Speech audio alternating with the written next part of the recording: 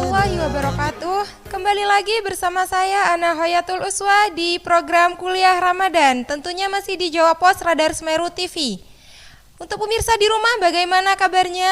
Semoga sehat selalu dan bersemangat dalam menjalani aktivitas puasa. Baik pemirsa, saya tidak sendirian. Tentunya saya bersama dengan narasumber yang masih muda pula dan sudah ahli di bidang tema pada siang ini. Tema kali ini akan membicarakan tentang strategi doa yang mustajab. Tentu pemirsa di rumah sangat penasaran bukan? Karena dalam puasa yang dalam bulan suci ini pemirsa akan banyak berdoa. Apalagi ingin doanya segera dikabulkan seperti itu ya pemirsa. Baik, saya mewakili pemirsa yang ada di rumah. Langsung saja kita sapa Ustadz yang ada di samping saya. Assalamualaikum Ustadz. Waalaikumsalam warahmatullahi wabarakatuh. Sehat Ustadz? Alhamdulillah sehat, alhamdulillah. Bagaimana puasanya hari ini Ustadz? Alhamdulillah puasa lancar, insyaallah. Taqabbalallahu minna wa minkum siyamana wa siyamakum, amin. Ustadz, saya penasaran tentang bagaimana strategi doa yang mustajab. Itu bagaimana Ustadz, strateginya seperti apa? Bismillahirrahmanirrahim. Alhamdulillahirabbil alamin wassalatu wassalamu ala sayyidina Muhammadin wa ala alihi washabbihi ajma'in. Subhanaka la ilma lana illa ma 'allamtana innaka antal alimul hakim. Baik, sebelum berbicara strategi, ya namanya strategi itu kan ancang-ancang gitu kan. Seseorang mau mengarahkan strateginya harus tahu sasarannya apa, kan seperti itu. Betul sekali. Kita harus memahami doa itu sendiri esensinya apa. Sebelum kita membahas tentang strategi, doa itu adalah apa? Kita mengharapkan permohonan kita dan menggantungkannya hanya kepada Allah semata. Dan itu adalah suatu amalan atau perbuatan yang sangat dicintai oleh Allah. Jadi doa itu ada dua apa istilahnya? Dua sambungan. Satu sambungan yang berkaitan dengan seseorang atau makhluk yang berdoa kepada Allah. Yang kedua sambungannya langsung kepada Allah Subhanahu wa taala. Sambungan yang pertama yaitu kita sebagai makhluk ciptaan Allah Subhanahu wa taala, kita berdoa apa yang diinginkan kita agar doa kita dikabulkan dan itu menyenangkan hati kita. Betul. Ustaz. Yang jauh daripada hal yaitu hanya untuk menyenangkan diri kita, ternyata doa itu sendiri adalah menyenangkan Allah Subhanahu wa taala. Jadi orang yang berdoa, hati yang pertama kali dihadirkan adalah bagaimana kita mengamalkan sesuatu yang disenangi dan diridai oleh Allah Subhanahu wa taala. Kan seperti itu. Tidak hanya sekedar kita berdoa, ya Allah, kabulkan doa kami. Tidak. Jauh dari itu, kita adalah mengamalkan suatu amalan yang dicintai oleh Allah Subhanahu wa taala. Baru setelah itu barangkali dengan usaha kita, kemudian kita berdoa menggantungkan harapan kita kepada Allah, Allah kemudian memberikan pengkabulan kepada kita semua. Seperti itu. Ini sebagai mukaddimah, prolog sebelum kita masuk pada strategi agar doa kita mustajab. Saya lanjutkan bahwa doa itu ini harus kita yakini. Doa itu kita wajib meyakini Allah pasti akan mengijabahi. Allah pasti akan mengabulkan doa kita. Kenapa? Karena itu adalah janji Allah dan Allah tidak pernah mengingkari janji. Jadi jangan sampai ada di antara kita yang berasumsi bahwa Allah Subhanahu wa taala menolak doa. Allah tidak menolak doa kita. Allah tidak menolak doa kita selagi doa yang kita panjatkan satu sesuai dengan syarat. Apa syaratnya? Tidak berdoa kejahatan. Yang kedua, tidak berdoa untuk memutus hubungan sesama manusia, seperti itu. Dan yang ketiga syaratnya kesucian rohani dan zahir seorang pendoa itu sendiri. Kenapa kita sampaikan? Karena dikatakan di dalam sebuah riwayat Nabi SAW pernah menceritakan ada seorang yang suatu saat orang tersebut berdoa kepada Allah. Dia berdoa seperti orang yang dalam perjalanan jauh bajunya lusuh ya, kumel, kemudian tangannya diangkat, ya Allah, ya Allah, ya Allah, seolah-olah ya kan salah satu adab doa itu mengangkat tangan, dan Allah di dalam hadis dikatakan Allah malu untuk menolak doa seorang hamba ketika dia mengadahkan tangannya kepada Allah Subhanahu wa taala ke atas. Kemudian dia diceritakan oleh Nabi, dia doa mengangkat tangannya, ya Allah, ya Allah, ya Allah, tapi kata Nabi Muhammad SAW dalam hadisnya, wa makaluhu haram, makanan yang dimakan haram, masyrabuhu haram, minuman yang diminum haram, ya. Terus malbasuhu haram, apa yang dipakai haram. Anna yustajabu dzalik. Bagaimana Allah kemudian akan memberikan istijabah? Kenapa? Di sini ada kerusakan syarat seorang itu, kebersihan hatinya dipertanyakan dan kebersihan zahirnya dipertanyakan, seperti itu. Jadi kita setelah kita berupaya untuk berdoa kepada Allah Subhanahu wa taala, kita yakin bahwa Allah pasti akan memberikan pengkabulan, memberikan ijabah kepada doa kita, kan seperti itu. Sekarang kembali kepada pertanyaan, oke? Bagaimana strateginya? Strategi doa yang mustajab. Ketahuilah bahwa seseorang yang berdoa kepada Allah Subhanahu wa taala, dia akan dengan doanya itu akan mendapatkan salah satu di antara tiga. Dan ini nanti akan merubah mindset kita semua, baik Mbak host yang membawa acara, memandu acara, atau para pemirsa yang ada di rumah. Apa satu di antara tiga ini? Yang pertama, bisa jadi doa yang dipanjatkan oleh Allah dikabulkan sebagaimana yang dia minta. Misalkan, ya Allah, hutang saya lunaskan ya Allah, banyak hutang. Kemudian dilunaskan hutangnya. Bisa jadi ini salah satu. Yang kedua, nah ini yang banyak orang tidak tahu. Yang kedua, barangkali Allah Subhanahu wa taala tidak mengabulkan sesuai dengan permintaan hamba tersebut, tapi Allah memberikan hal yang lain yang lebih pantas dan lebih lebih bermaslahat untuk orang yang mendoa. Contohnya, ya Allah, kami cinta kepada si fulana, kepada saudari atau kepada dia, tolong jodohkan kepada kami ya Allah. Besok insya Allah saya akan menikah. Kalau saya diterima lamaran saya, besok akan saya menikah. Kemudian ternyata doanya tidak sesuai dengan apa yang diminta. Tidak sesuai dengan apa yang diminta.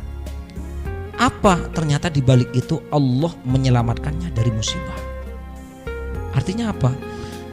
Ketika doa ini, barangkali ini ilustrasi ya, ketika doanya itu adalah meminta jodoh si A, menunjuk dengan nama si A, ternyata tidak Allah jodohkan, tidak dijadikan dengan sesuai dengan doanya. Ternyata ketika pulangnya, karena dia langsung pulang ke rumah karena tidak diterima lamarannya, dia selamat. Artinya tidak ada kejadian kecelakaan. Allah Maha tahu, barangkali ketika dia diterima lamarannya, kemudian dia jalan-jalan gitu kan, kemana-mana, kemudian dia tabrakan. Jadi di sana Allah menghindarkan kepada kita daripada doa itu, daripada mara bahaya yang akan menimpa kita. Jadi tidak ada doa itu percuma. Istilah doa itu percuma itu tidak ada. Allah lebih tahu yang lebih maslahat untuk hambanya. Makanya ketika kita berdoa, salah satu adabnya kita pasrah semuanya pada Allah. Kita hanya berikhtiar, yang namanya keputusan adalah Allah Subhanahu wa taala yang menentukan. Itu yang kedua. Ini jarang dirasakan atau bahkan diyakini oleh banyak orang. Yang ketiga. Apa yang ketiga? Ketika seseorang hamba berdoa, Allah ternyata mengganjar doanya itu, kemudian ganjarannya Allah simpan untuk keperluannya nanti di akhirat. Ya, kita kan di dunia itu kan banyak keperluan, ya kan? Kita perlu uang, kita perlu kerja, kita perlu ini, kita perlu ini. Tapi semua kegentingan yang ada di dunia ini tidak ada apa-apanya nanti di akhirat. Oleh karena itu, para sahabat dan orang-orang yang soleh lebih menyukai agar doanya tidak dikabulkan di dunia. Tapi apakah mereka berhenti berdoa? Enggak, malah lebih kencang. Ya, yang penting berdoa, dikabulkan urusan Allah, tidak dikabulkan pun nanti akan menjadi tabungan saya di akhirat, seperti itu.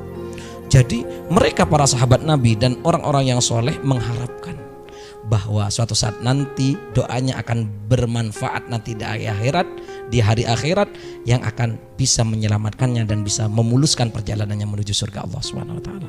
Ini yang bisa kami sampaikan terkait dengan strategi doa yang mustajab. Tetapi Ustadz, ada pertanyaan dalam benak saya bahwa seringkali doa kita itu kata Ustadz tadi sudah mengatakan bahwa doa kita akan dikabulkan oleh Allah. Tetapi mungkin dikabulkannya itu lama Ustadz, sedangkan kami sebagai manusia itu ingin segera dikabulkan seperti itu Ustadz. Itu bagaimana cara mengubah mindset kita itu Ustadz? Jadi begini, kita itu kalau berdoa jangan memposisikan kita dengan majikan. Seolah-olah Allah itu majikan kita. Bukan. Jauh-jauh lebih agung daripada makna sekedar majikan. Allah Subhanahu wa taala adalah Al-Khaliq, zat yang maha berkuasa menciptakan segala-galanya. Yang kita yakini adalah semua yang Allah putuskan itu adalah maslahat untuk seorang hamba. Cepat terkabulnya atau lambatnya itu bukan urusan kita. Jangankan kita, orang-orang biasa, mohon maaf, sekelas Nabi Musa alaihissalam bersama saudaranya Nabi Harun, ketika beliau dalam terdesak berdoa, ya Allah, luluh lantahkan kerajaan Fir'aun dan kekuasaannya serta harta-hartanya, hilangkan semua, lenyapkan dari muka bumi. Apakah Allah Subhanahu wa taala langsung menghancurkan, mengabulkan? Ini Nabi loh. Nabi itu doanya tidak ditolak oleh Allah. Tapi tahu enggak kapan Allah mengabulkan doa Nabi Musa alaihissalam? Setelah 40 tahun. Kenapa setelah 40 tahun Fir'aun dibiarkan dengan kesombongannya mengumpulkan hartanya, kemudian mengumpulkan pasukannya, menjadikan negeri kekuasaannya sebagai negeri adidaya, sudah menjadi orang yang paling top, kemudian Allah hancurkan dan Allah tenggelamkan dalam lautan. Bayangkan kalau Fir'aun masih kekuasaannya sekelas kabupaten, kemudian ditumbangkan gitu, kan gak ngeh gitu kan. Yang mana itu kita harus tahu bahwa lambat atau cepatnya itu bukan urusan kita. Tapi Allah tidak akan pernah menolak doa kita selagi tadi itu syarat doa itu dipenuhi. Ini kelas Nabi loh. Yang kedua, ini contoh Nabi lagi. Ini kita biar bisa bercermin kepada seorang Nabi, Nabi Ayub alaihissalam. Barangkali dari kita semua para pemirsa tahu bagaimana Nabi Ayub itu diuji oleh Allah dengan penyakit. Dan penyakitnya itu bertahun-tahun. Nabi Ayub alaihissalam, Allah Subhanahu wa taala memberikan hati yang sabar kepada Nabi Ayub dengan penyakitnya. Apakah Nabi Ayub tidak berdoa? Sehingga pada suatu saat Nabi Ayub dalam kondisi terdesak setelah bertahun-tahun dengan sakitnya, Nabi Ayub dihina oleh salah seorang kaumnya bahwa Nabi Ayub ini yang katanya mengaku nabi tapi oleh Tuhannya ditelantarkan. Kemudian Nabi Ayub berdoa, tapi berdoanya tidak tasrih, tidak terang-terangan. Ya Allah, sehatkan saya, tidak tasrih. Ini doa namanya ta'rid dalam bahasa Al-Qur'an, itu ta'rid, yaitu doa tapi tidak terang-terangan. Jadi Nabi Ayub berdoa, Rabbi inni massaniyadh-dhurru wa anta arhamar rahimin. Ya Allah, saya ini sekarang ditimpa sesuatu yang berat. Ini kan bukan doa. Bukan seperti doa kita yang mintanya selalu belak-belakan gitu kan. Minta dikabulkan sekarang ya Allah detik ini gitu kan. Ya, betul. Nabi Ayub itu hanya memakai doa seperti doa sindiran. Bukan sindiran, mohon maaf. Doa yang tidak terang-terangan. Ya Allah, saya sekarang dalam keadaan kondisi yang sangat istilahnya ya, sangat payah dan lain sebagainya. Kemudian Allah Subhanahu wa taala, apa yang terjadi? Nabi Ayub oleh Allah dikatakan di dalam riwayat dipakaikan baju dari surga. Baju dari surga Allah turunkan dan dipakai kepada Nabiullah Ayub. Kemudian Allah memerintahkan untuk menghentakkan kakinya ke bumi, kemudian keluarlah air yang menyumber ke atas. Kemudian Nabi Ayub mandi di air tersebut dan semua penyakitnya hilang tanpa tersisa, bahkan karena beliau memakai baju yang indah dari surga. Kemudian Nabiullah Ayub dengan tampan yang tidak pernah tampak ketampanannya sebelumnya, istrinya sampai pangling, mana tadi suami saya, mana tadi kok enggak ada. Akhirnya Nabi Ayub, saya Ayub.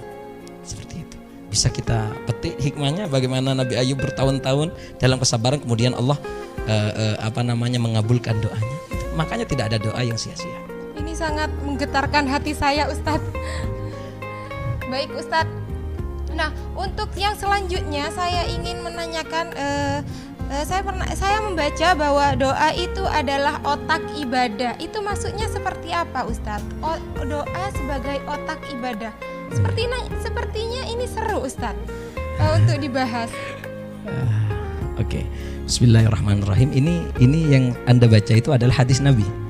Nabi Muhammad SAW bersabda sebagaimana yang diriwayatkan oleh Al-Imam At-Tirmizi dan dari sahabat Anas, Rasulullah SAW, ad-du'a mukhul ibadah.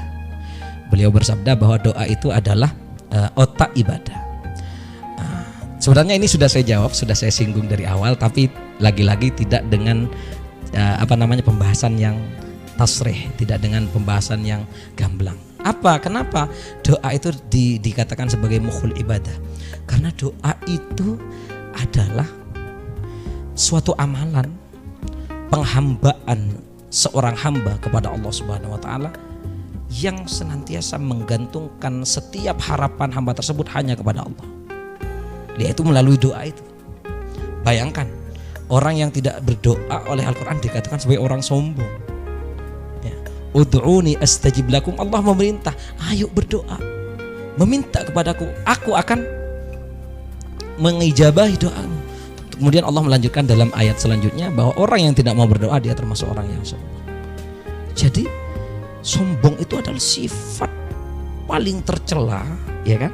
Sifat yang paling tercela yang sampai bisa meluluh lantakan iblis yang aslinya menjadi seorang hamba yang termasuk dicintai oleh Allah, kemudian terpelanting menjadi hamba yang matrud, yang diusir oleh Allah daripada keridhaan Allah Subhanahu wa taala. Iblis diusir karena sombongnya. Karena sombong itu adalah penyakit yang karena sombong itu adalah dosa yang sangat berat, maka berdoa itu adalah salah satu daripada solusi untuk meluluh lantakan kesombongan kita. Kita senantiasa mengharapkan doa kepada Allah Subhanahu wa taala. Kemudian dengan berdoa tersebut sifat-sifat sombong sebagai seorang hamba mulai terkikis sedikit demi sedikit. Karena apa? Percuma ibadah kalau sombong. Percuma kita bersedekah, percuma kita mengaku Islam tapi dalam hatinya berhati iblis. Dengan berdoa menggantungkan setiap harapan dalam diri ini hanya kepada Allah, itu berarti dia telah menemukan inti daripada ibadah itu sendiri. Yaitu apa? Inti itu diibaratkan sebagai ataupun otak daripada ibadah itu sendiri. Wallahu a'lam. Baiklah pemirsa, untuk segmen pertama akan saya akhiri dan akan dilanjutkan di segmen berikutnya yang akan lebih membahas tentang mustajabnya doa seperti apa, seperti itu. Jangan kemana-mana, tetap di program kami Kuliah Ramadan, tentunya masih di Jawa Pos Radar Semeru TV.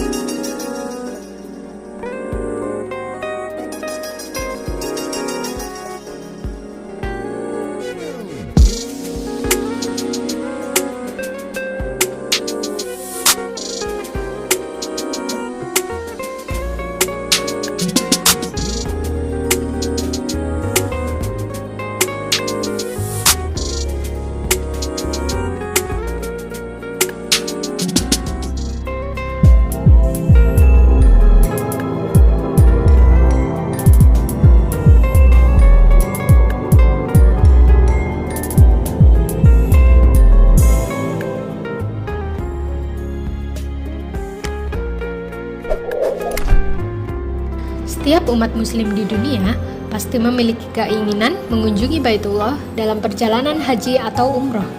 Keistimewaan bersama kami berupa keamanan legalitas, harga kompetitif, bimbingan insentif selama umroh, dengan hotel yang dekat dengan Masjid Nabawi dan Baitullah, serta pelayanan prima dari pembimbing kami yang berpengalaman. Mekanisme pendaftaran calon jamaah: pilih tanggal keberangkatan dan paket umroh atau haji yang diinginkan, mengisi formulir pendaftaran umroh atau haji, menyerahkan dokumen persyaratan paspor, pas foto 4x6 sebanyak 10 lembar, KTP, KK, surat nikah, dan akta asli. Mari umroh bersama SHB An-Namiro. Halo pemirsa, kembali lagi bersama saya Ana Hoyatul Uswa di program acara Kuliah Ramadan. Tentunya masih di Jawa Pos Radar Semeru TV. Baiklah, mungkin pemirsa sedang menanti segmen kedua ini, yang mana akan membahas bacaan doa yang paling utama. Untuk lebih jelasnya akan dijelaskan dan akan disampaikan oleh Ustadz kami, yaitu Ustadz Muiz. Baik Ustadz, mungkin bisa langsung dijawab. Bismillahirrahmanirrahim. Bacaan doa yang paling utama. Jadi bukan menurut saya, ini menurut para pakar, para ulama, bahwa doa yang paling utama adalah doa yang redaksinya langsung dari lisan Nabi Muhammad SAW, baik itu yang ada di dalam Al-Quran, termaktub di dalam Al-Quran, atau termaktub di dalam hadis Nabi Muhammad SAW. Jadi doa, sepinter apapun orang merangkai kata, bisa ahli di dalam sastra merangkai kata munajat kepada Allah Subhanahu wa taala, itu tidak bisa dibandingkan kebaikannya dengan doa yang langsung datang dari lisan Nabi Muhammad SAW, baik itu di dalam Al-Quran ataupun di dalam hadis Nabi Muhammad SAW. Itu berkaitan dengan doa yang paling utama. Seperti itu. Ini secara redaksi, yaitu secara zahir. Adapun secara kualitas batin, maka doa itu sebagaimana yang disampaikan oleh para ulama salaf, doa itu satu memiliki pilar. Ya. Memiliki pilar, barang siapa yang berdoa mengenai pilar ini atau sesuai dengan syarat tegaknya pilar ini, maka doa itu akan tegak lurus, tegak sebagaimana pilar, sifat pilar itu sendiri. Yang kedua, doa itu memiliki sayap. Kalau seseorang itu bisa memakai sayap dalam doa ini, doanya akan terbang ke langit. Jadi tidak hanya tegak saja, tapi lepas landas, ya, take off. Selanjutnya, doa itu memiliki waktu. Ya, memiliki waktu. Kalau tepat waktunya, itu cepat nanti sampainya ke tujuan. Apa itu? Yaitu tadi pengkabulan atau pengijabahan doa itu. Yang ketiga, eksekutor. Apa maksudnya eksekutor ini? Yaitu apakah nanti setelah sampai doanya itu diterima atau tidak. Lah ini ada eksekutornya, ada penentunya, seperti itu. Yang pertama, pilar doa itu adalah rasa kelembutan dalam hati dan merasa rendah dirinya bahwa dia butuh kepada Allah Subhanahu wa taala, dan Allah satu-satunya zat yang dia harapkan, zat yang dia mohonkan. Ini adalah pilar doa. Kalau di dalam hatinya masih ada harapan-harapan kepada selain Allah, ya, masih percaya dengan perdukunan yang membawa kita kepada arah mistis sehingga melencengkan akidah kita, keyakinan kita kepada Allah, orang seperti ini pilarnya roboh. Ini masih di pilar, belum take off. Dan doa itu punya sayap, sehingga setelah tegak doanya kemudian lepas landas, terbang ke atas. Doa itu sayapnya adalah as-sidq, yaitu kesungguhan hati. Makanya dikatakan dalam hadis, Allah tidak mengabulkan doa, ini termasuk dari syarat doa, orang yang dalam hatinya lalai. Hatinya lalai, komat kamit meminta, ya Allah, Allahumma inna nas'aluka, tapi hatinya kemana-mana. Kalau dia sungguh-sungguh meminta, betul-betul semata-mata karena Allah, kesungguhan, merasa dirinya butuh, dia memiliki sifat as-sidq itu betul-betul dimaksimalkan, maka terbang doa itu sayapnya. Yang ketiga, yaitu doa itu ada waktunya. Nah, di sini termasuk strategi, masuk pada strategi. Waktunya kapan? Waktu oleh para ulama dijelaskan waktu yang paling utama dan paling mujarab. Mujarab itu sudah teruji. Ini sangat bermanfaat di dalam pengabulan doa adalah waktu sahar. Waktu sahar itu ada yang bilang waktu sahur. Loh, mumpung bulan Ramadan, biar kita tahu kapan waktu sahur gitu kan. Betul sekali Ustaz. Nah, waktu sahur itu adalah waktu kita menyantap sahur kan seperti itu. Biasanya kalau orang Indonesia itu waktu sahur itu mepet-mepet mengambil kesunahan, yaitu mengakhirkan sahur, mepet-mepet azan kan seperti itu. Tapi itu waktu sahur. Kita tidak sekarang berbincang tentang waktu sahur karena masing-masing orang itu berbeda. Ada yang waktu sahurnya jam 1 malam, ada yang sebelum tidur langsung sahur, kemudian bangun subuh sudah tidak ada santapan apa-apa ya. Tapi kalau yang dimaksud waktu sahar itu adalah kata para ulama 7 menit sebelum adzan subuh. Jadi waktu akhir malam itu adalah waktu yang paling jitu, waktu yang paling mujarab dalam pengabulan doa. Kemudian yang terakhir, penentu doa itu sendiri. Apa itu? Setelah doa pilarnya tegak, kemudian sudah lepas landas, terbang ke atas, waktunya sudah pas sesuai skedul ya kan? Ya gitu kan, kalau di bandara kan seperti itu. Kalau tidak sesuai skedul, pesawatnya tidak bakalan terbang gitu kan. Sudah sesuai skedul, nyampe ke atas ternyata nabrak gitu misalkan, karena penentunya tidak ada atau pilotnya lagi mabuk gitu. Apa penentunya? Yaitu membaca sholawat kepada Rasulullah SAW, sebagaimana dalam athar Sayyidina Ali bin Abi Thalib radhiyallahu anhu, beliau menyampaikan bahwa doa itu antara pengkabulan dan tertolak selagi dibaca sebelum dibaca sholawat kepada Nabi. Artinya dengan membaca sholawat kepada Nabi diselipkan di dalam doa kita, pengkabulannya itu lebih terjamin. Karena tanpa diselipkan doa sholawat kepada Nabi Muhammad SAW, doa kita itu barangkali tidak sampai ke atas, tapi tidak eksekutornya tidak ini ya. Nah seperti itu. Ini termasuk daripada kualitas batin doa itu sendiri. Makanya kita belajar doa yang paling utama tadi, yaitu doa yang datangnya dari Al-Quran dan hadis, itu yang paling utama. Kemudian kualitas-kualitas batiniyah tadi itu juga dijaga baik. Yang tadi pilarnya dijaga, kemudian sayapnya apa itu betul-betul difahami, kemudian yang tiga yaitu sayap, yang keempat adalah penentunya yaitu salawat kepada Nabi besar Muhammad SAW. Wallahu a'lam. Baik Ustadz, saya mewakili pemirsa yang ada di rumah ingin menanyakan, apakah doa itu harus berbahasa Arab Ustadz? Bismillahirrahmanirrahim. Pertanyaannya, apakah doa itu harus dipanjatkan dengan berbahasa Arab seperti itu? Jawabannya adalah doa itu kalau ditanya harus atau tidak harus. Karena orang berdoa itu aslinya adalah kata hatinya. Akan tetapi karena jawabannya tidak harus, ya, masih ada pembahasan yang belum selesai. Kembali kepada tadi, doa tidak harus berbahasa Arab, berarti berdoa tidak berbahasa Arab itu boleh. Akan tetapi doa berbahasa Arab itu penting. Seperti itu. Penting. Kenapa?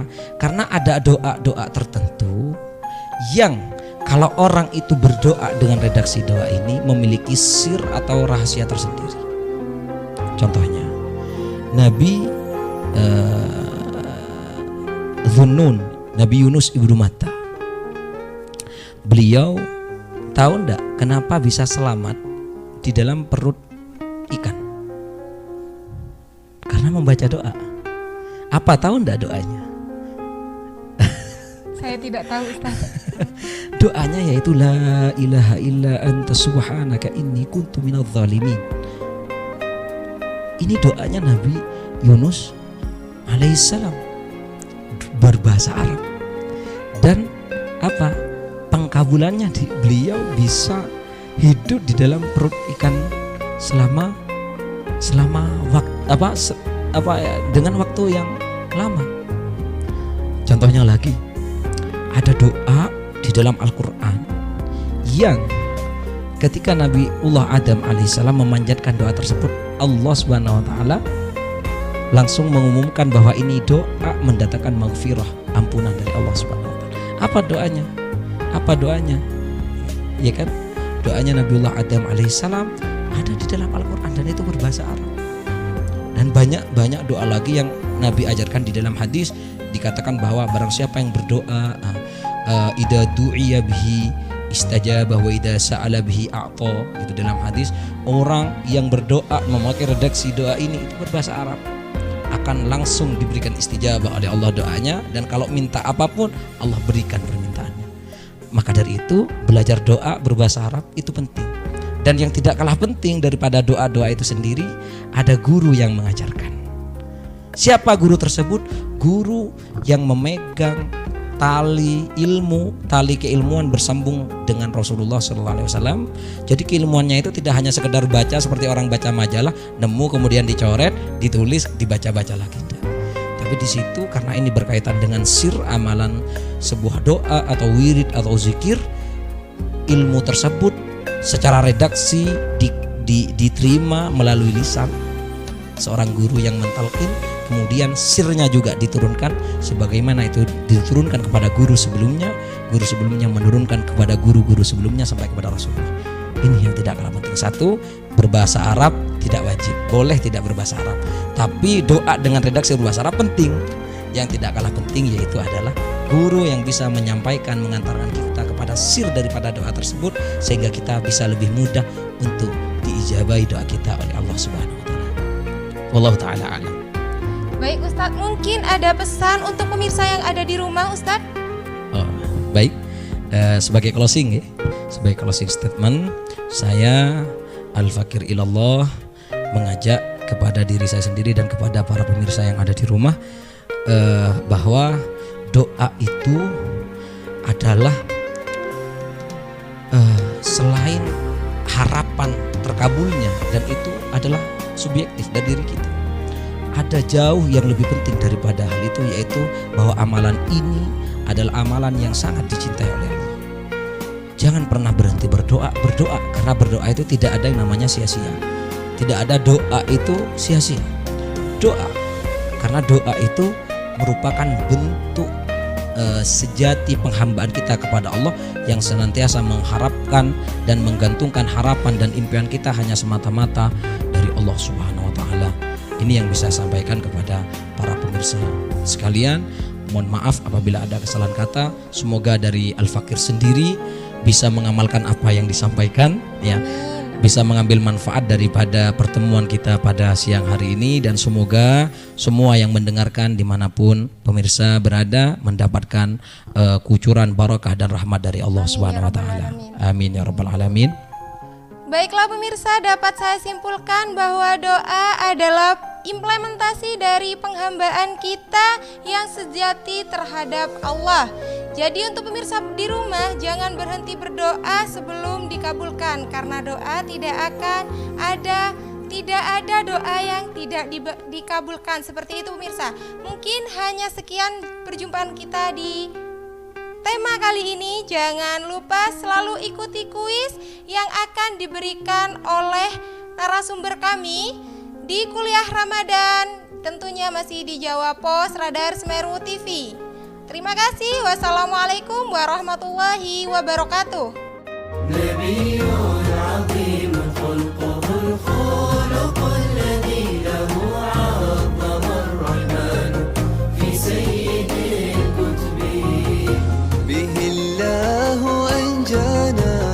الشرك والردى ومن عمل الشيطان والجبت والنصب